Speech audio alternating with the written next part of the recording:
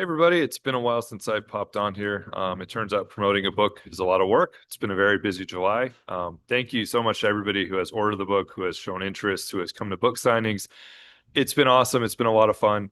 I've just really enjoyed it, and I've been really humbled by it. But yeah, since I did this, it was usually the offense that I was talking about. Now it is the rotation, which is all of a sudden a real issue for the Giants. I plan to come here tonight after Friday's game. Trade deadline's coming up, less than a week until the deadline, and talk about multiple holes that they might need to address before Thursday. But I do think now there's just one thing that stands out above everything else. It is the rotation.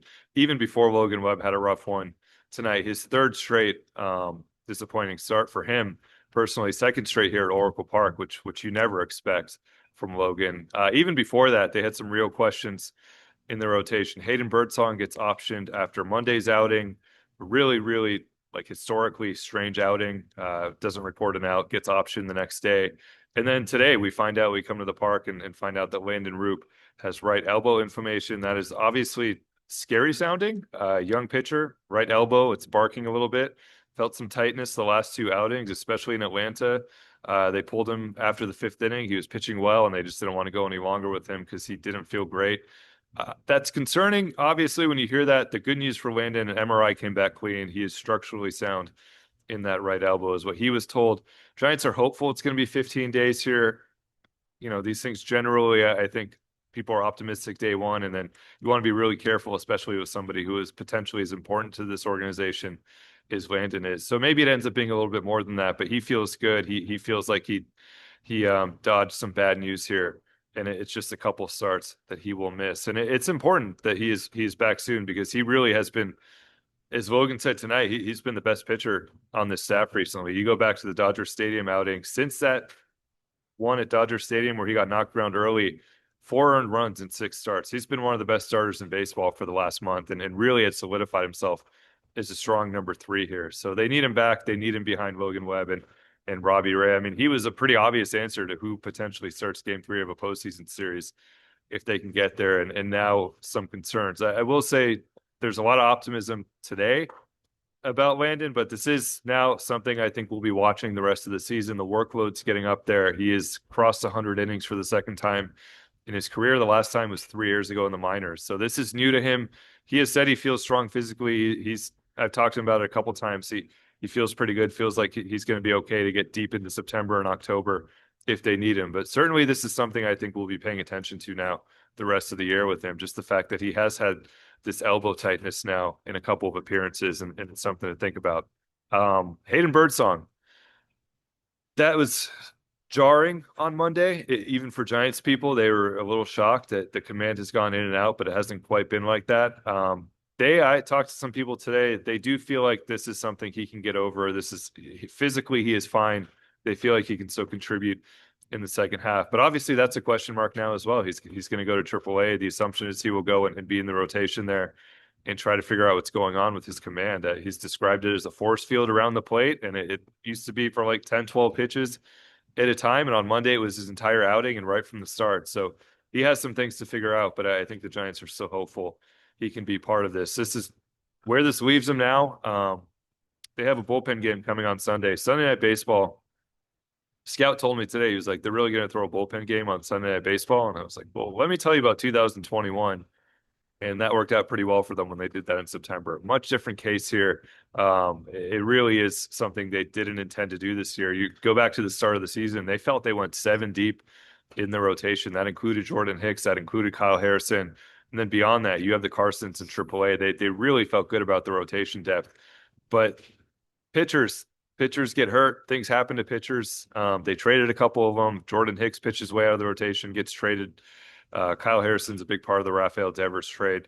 And then all of a sudden, as Bob Melvin said today, when it rains, it pours, and it has happened with the rotation right now. And really just 3 healthy options for these guys right now, and Justin Verlander being one of them. And we know he's had a rough season. Logan Webb now 16 earned in his last 3 starts. That is the most earned runs he has given up over a 3-start stretch in his career. So they will try to figure that out.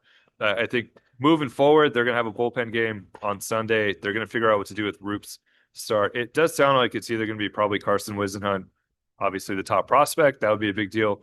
Or Kai Tang, who it's that one's really interesting. He is back on the radar. He had 4 appearances last year, didn't go very well, got taken off the 40-man roster in the offseason. And instead of, pouting about it, he re-signed with the Giants and he said, "How can I get better?" And he actually talked to Spencer Bivens and said, "What did you do? Like you were pitching in all these random places, and all of a sudden you become a big part of what this team is doing in the second half last year, and you have some real success at the big league level." And Spencer put him in touch with some people that he worked out with in North Carolina. Kai Teng went there, lost some weight, sharpened some things, and he has been really good this year. I wouldn't be shocked if he's part of this mix in the next couple of weeks. I'm sure some Giants fans will be like, did not expect to see that guy again, especially after last season, and seeing him again get, pretty quickly get taken off the 40 man, which doesn't always happen for pitchers, especially younger pitchers like that in the offseason. But he came back and he has worked hard. 3.78 ERA in AAA, 82 strikeouts in 52 innings. That'll stand out in that league. So kind of a remarkable story if he works his way back here. We'll see if it's him or Wisenhunt in the Roupp spot, and who ends up getting the one after that. I think Carson Seymour at some point, they probably want to take a look at him as well. You're getting here, you're going, what about the trade deadline? Yes, trade deadline is Thursday. They can add a pitcher. They should add a pitcher. Probably some questions now because they've lost 5 of 7 since the break about how aggressive Buster wants to be and Zach Manassi, and how much they want to do here to continue to add to this team that took on the Rafael Devers contract, that traded Kyle Harrison, that traded their 2024 first round pick. How aggressive are you going to be with this group that had some real red flags at points of the first half and now has played pretty poor baseball here at the first week of the second half? We'll see what they decide to do there. But if they do want to get a pitcher, I think the good news for them, it's hard to get pitching. Everyone's trying to find starting pitching at the deadline. But I do think the good news for them is that a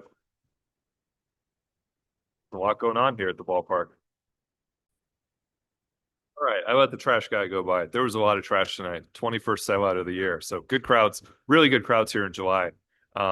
Like I was saying, good news for the Giants is if they want a back end starter, which is really what they need, because Logan Webb is your game 1 starter. Robbie Ray is your game 2 starter. We'll see what happens to Landen, but potentially as you look down the line, they just need innings. They need healthy bodies. It should be a little bit easier to get those types at the deadline than competing for, the Zach Gallons of the world. And I know everyone wants like a Mitch Keller or Joe Ryan. It's going to cost a lot. And if they want to be in on that, sure, they can be. Those guys come with some control.